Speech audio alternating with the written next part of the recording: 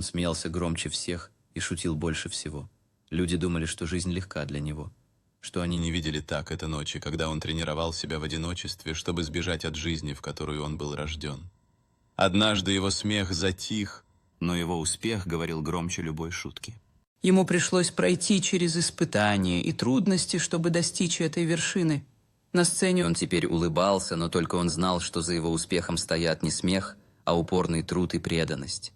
Он смотрел на толпу, зная, что его история вдохновляет других.